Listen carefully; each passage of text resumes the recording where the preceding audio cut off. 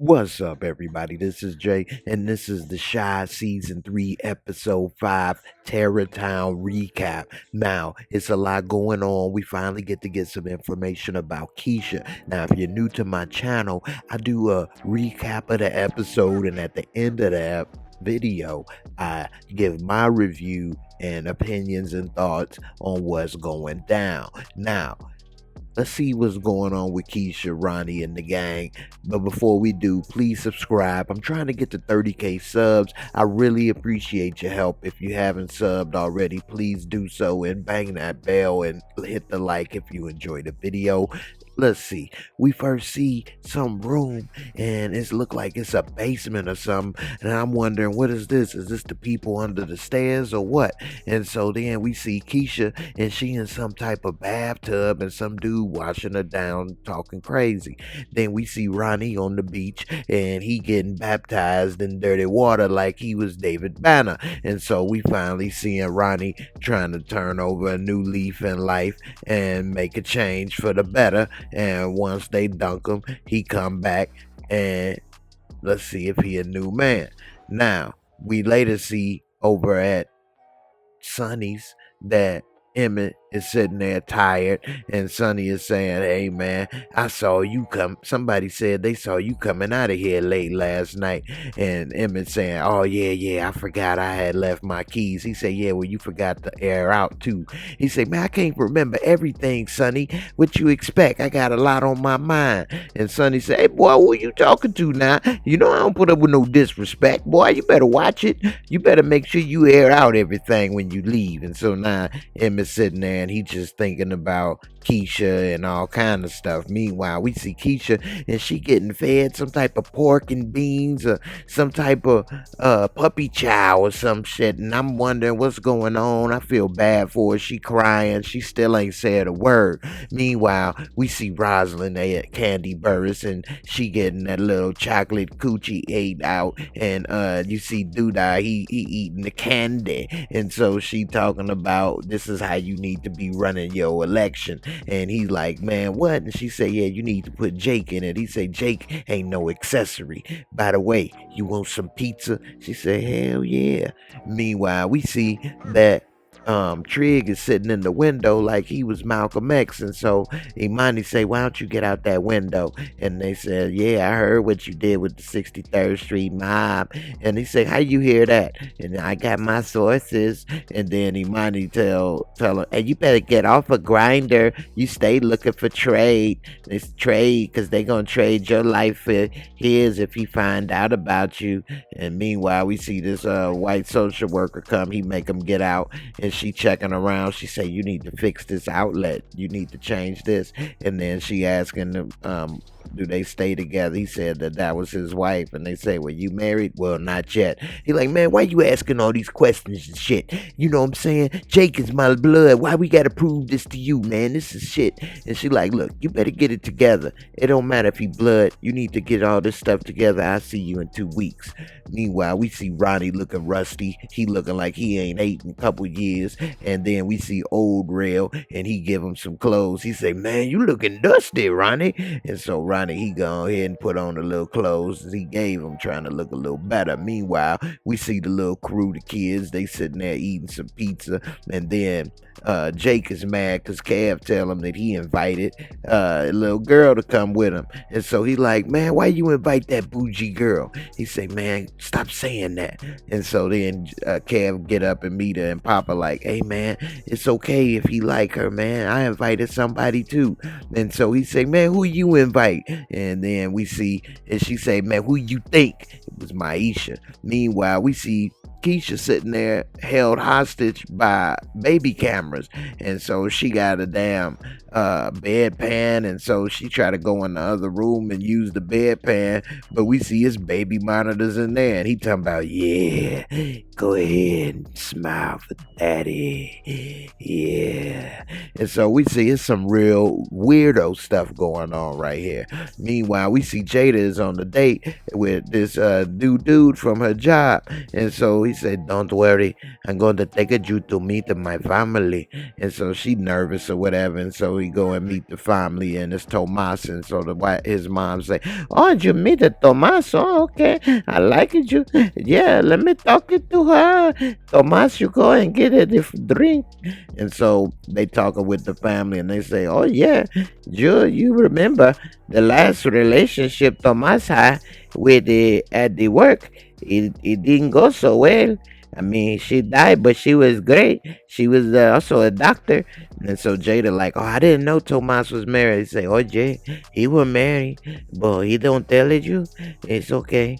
And so they say, oh, okay. Did you speak a Spanish? And then they speak in Spanish, and she can't hear it, understand, or whatever. It was kind of awkward for her. Meanwhile, Sonny, he at Sonny's, we see that Emmett and they over there cooking, and so they like, man, what's going on with this? When you gonna tell Sonny? He say, look, we just need to get a little more money, and then I'll be able to tell Sonny what's going on. So meanwhile, and they in there flirting, Dom and Emmett. Meanwhile, we see the kids, they done went to some type of fake haunted house. They think it's some ghost. While they in there, all of a sudden the lights pop on. They get scared, and nothing but Maisha turning on the lights. And then she like, don't worry, Papa, I'll protect you. Meanwhile, Gemma trying to drop some knowledge, talking about the ghosts that come in the dark. And then Jake like, yeah, I know. And she like, yeah, if I know from the movies. She say the movies ain't accurate. He like, man, shut up. And Kev like, man, don't talk to her like that. So Kev ready to fight for his love every second he get. And Jake like, man, really? What you talking about? And so then next thing you know, Papa like, man, don't make me break out the boxing gloves. Maisha like, that's my baby. Always the peacemaker. Piece of pie. And so then the lights shut off. And so now they all get worried and scared, and then they start running.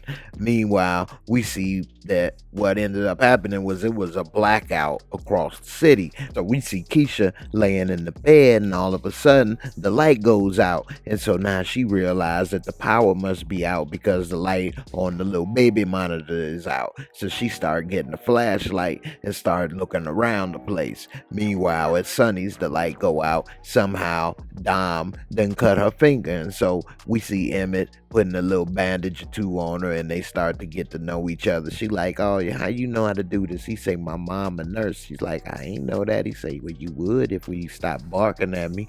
Meanwhile, Jada is in the bathroom, like almost having a breakdown, having to repeat to herself, I am somebody. Meanwhile, we see back at the church, Ronnie is talking with everybody, and they like, oh, you looking good, Ronnie? And he's like, yeah, we have to celebrate for the slavery. And Ronnie like, well, actually, Lincoln ain't free the slaves. It wasn't until 2 years later, but I'm gonna go check on Grandma. Meanwhile, we see the kids all running. They scared. They get down. They lost. They don't know how to get out of there. And Maisha ready to fight. And then he tell Maisha to be cool because he ain't want her to beat up his love. And then we see Jake like, man, it ain't no damn ghost. It's a damn blackout. It's all on Twitter. And so we see Gemma talking about which way to go. Everybody debating which way to go. Jake like, man, that's Wild Boys territory. I ain't going that way, man. We need to go this way. And so she like, I ain't afraid of my people. And then we see Maisha say, look, Troop Beverly Hills, them ain't your people. She like, anyway, I'm going down this way right here. And you coming right here, Kev? And so Kev know he shouldn't be going that way, but he gonna go ahead and follow her instead of sticking with his boys. And everybody, you see Papa like, man, it was nice knowing you. Rest in peace. Meanwhile, Ronnie come to check on his grandma, and she ain't there. Where's my grandma? I got too many people to check on. Man, where's she at?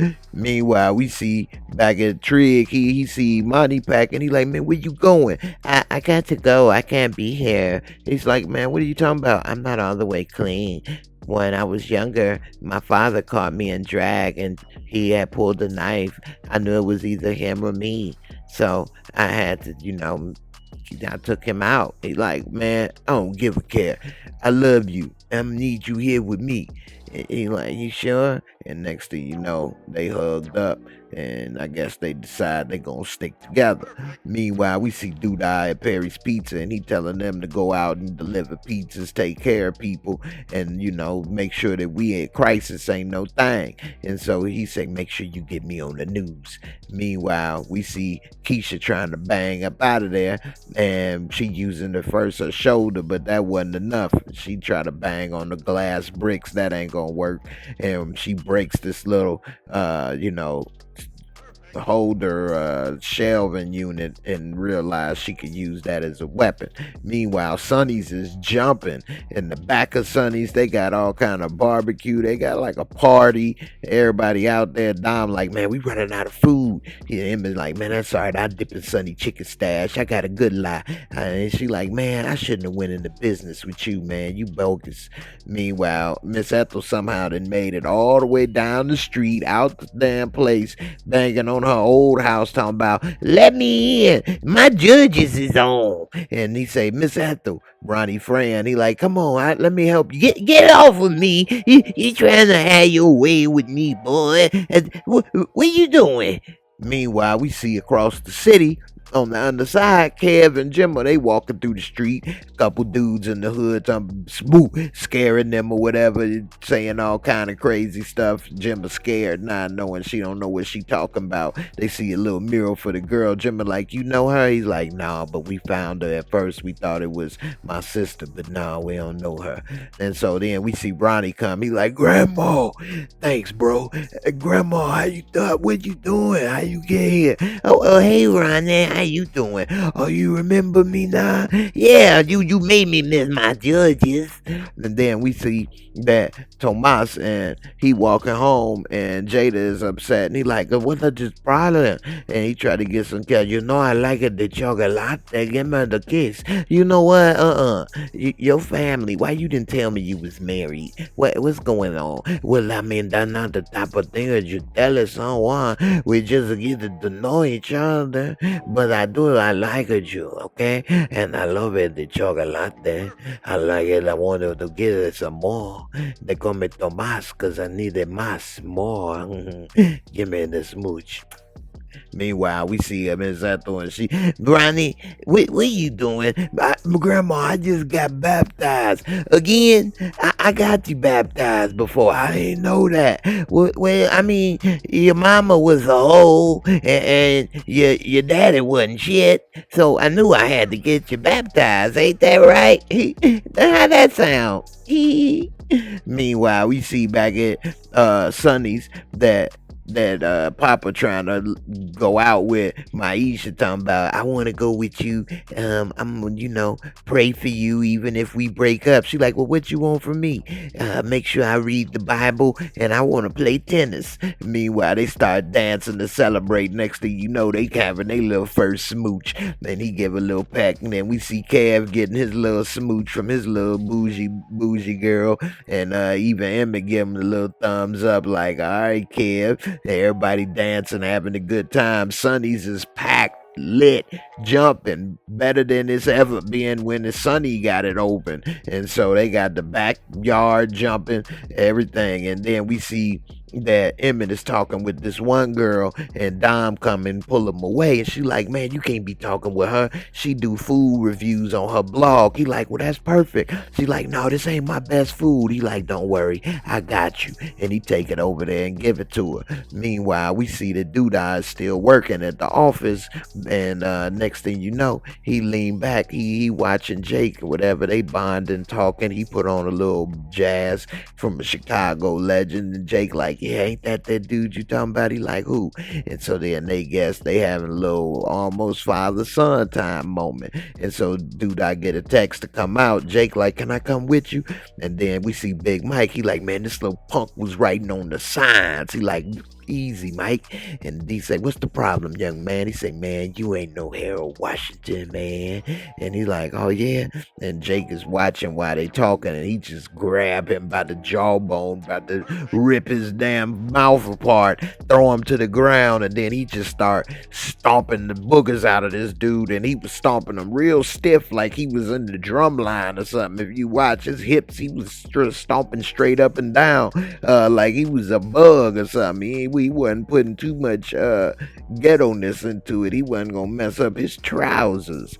Meanwhile, we see that Trig is massaging them size 13s real nice for Imani, when all of a sudden he get a knock at the door. He go and check, he go and see, it's none other than Jake. He like, man, why you so sweaty? Where you come from? He like, man, I just had to run from Doodah, man. And so they hug, and he all scared, and they wondering what he done saw. He traumatized. Meanwhile, in the back of Sonny's is jumping, everybody feeling happy, him it feeling like a success. He done had a, good thing, good turnout during the blackout, Dom smoking the blunt, happy, everything working out, and then here comes Sonny. What the hell is going on here, boy? Because of the blackout, I didn't want the chicken to spoil, so I wanted to cook the chicken for you. How is that? He like, boy, I should have known better. You think I don't know what you've been doing? I tried to come and give you a chance to come and lead me like a man, but you still a damn boy. What, are you a waste of my time? What the hell you got to say for yourself? And he was just sitting there speechless, looking stupid, and everybody was looking at him because he been lying, and now he done let everybody down. He said, get the hell out of my establishment, boy. Meanwhile, we see Keisha, she's steadily trying to get the hell out of there, banging and banging away, and finally it's starting to get some type of leeway. She hears somebody knocking upstairs, so she bang again, get out, then it's another door. Now she banging out that second door. Meanwhile, Ronnie, he walking in the street looking for her, and his grandma said, don't worry, I know you gonna find that girl. And then Keisha busts out that second door. Now she free. Free at last, free at last. Then she go and falls down after 2 steps, and she still thinking she free, when all of a sudden, dude comes behind her, grabs her, picks her up, because she only about 90 pounds. She got off one scream or two, and then he grabs her and pulls her back inside the basement. And then right when she got that scream, Ronnie say, Keisha. Now it's time for real talk. Now, I think this episode was pretty interesting. It was alright. I'm glad to see something about Keisha finally. I never thought she'd have been held captive inside that basement. And a lot of people was wondering who it was because they didn't clearly show who it was. I think it is possibly that dude that donated that money at Sonny's that time when Kev was about to get into a fight, because it takes too much time to be monitoring and doing all of this. And that track coach, he had to be at work. She would have known his schedule, and he had other girls on the side and other stuff, and he don't really have that much extra time for that, whereas that dude, we don't know his schedule. Another thing is, Sonny, I'm glad he finally busted Emmett, because that was bogus, using his business establishment, everything and stuff for free, and he should have came to him like a man, like Sonny told him to, and it would have been a lot better. But instead, he tried to basically steal his services. It was another good thing to see Doodah and his, Candy Burris, Rosalind, having some type of sexual relationship. So now we know that it ain't just business only, that they do have a little pleasure on the side. Also, it was interesting hearing when Imani was talking to that other transgender person, talking about being on Grinder and talking about finding trade, and that they call men that are on the down low, but if they get found out, they will trade their life for theirs. So they would kill the transgender person before somebody finds out. I never heard of that, and that was interesting that they said that. And the transgender person was talking about, I love trade. So why would they want to put themselves in that type of situation? That was really kind of crazy and interesting, and I don't really understand why that would be the case. Anyway, another thing, with the Keisha situation, I don't think that is that is the track coach, because she didn't have any type of rapport or anything. Whereas if it was the track coach and they had already had some type of relationship, she may have been trying to have some type of rapport or something with him. I don't know, maybe trying to beg him out or whatever the case, or saying some things. I don't know. And also, it was kind of funny seeing what's going on with Jada and this Hispanic dude. My mom is Hispanic, and so I know how a Hispanic mom can be hard on the woman her son is with, and that was kind of funny and kind of true to the game on that situation. So that was kind of funny, and he said, "Don't worry, don't pay attention to the family. We're going to take it too slow, and I like you, and that's all that I like to know, you know." But I think Jada was taking it a little too far, getting so upset, talking about, I deserve somebody without a crazy family. He don't live with that family. You the one that also got a son and his baby mama and grandbaby living in your 1 bedroom apartment. So sometimes, ladies, you got to take on the other side. You asking all these things on what you want from a man. He don't have all those things going on in his life. He don't have to. You don't have to see his family. So all I'm saying is sometimes you got to look on both sides of the coin. Yeah, it's a lot of things you want from the guy, but also, what about you, and what do you offer as well? And it was kind of sweet to see the innocence of a first love relationship with Papa and Maisha, and the things that he wanted from her. Make sure you hold me accountable reading the Bible, and I want to play tennis. I mean, like, that was so innocent. It was kind of not even realistic, almost, to be honest with you. And another side note, as far as blackouts, I ain't never seen or heard of blackouts in Chicago. That is not something that is a natural occurrence. And anybody that's from the Chi tell you blackouts don't normally happen. So I mean, hey, it's a story and it's a storyline, but that wasn't realistic part of Chicago. So if you watching and thinking, hey man, Chicago be running out of power and stuff, and people be in the dark like cavemen, that ain't the case. That's just TV. And another thing, how the hell Miss Ethel get all the way down the street, walking all the way out that place, walking talking about where my judges? My judges is on, and you making me miss my judges. Where Ronnie? Where's my judge? Grandma, we don't stay in no more. Well, Grandma, I got baptized again. Well, I got you baptized when you was a baby. I mean, your mama wasn't shit, and she was old, and your daddy wasn't shit either. Okay, but I knew if I got you baptized, you would be all right. See? I mean, that was crazy. And now she talking about that girl still missing. That's all right. I know you gonna find her, Ronnie. And he just happened to be walking down the street the moment she comes, and he right here, Keisha. He was following the trail of E and J down the middle of the road right there, you see. And that's how he was able to find her. Anyway, I don't know. I liked the episode. It was interesting. What do y'all think? Let's see what happened with Keisha. Y'all tell me in the comments who you think is the one that kidnapped her. Is it donation dude? Is it track coach? Or is it an unknown soldier? Also, don't forget to check out my new membership area. I got a lot of cool perks. We could even watch the episodes of the Chi together when it premieres. All kind of different things. So make sure you check it out. It's right here, and it's also below my videos. So check it out. Let's do this. Let's have a few laughs, and I'll see y'all on the next episode. Peace.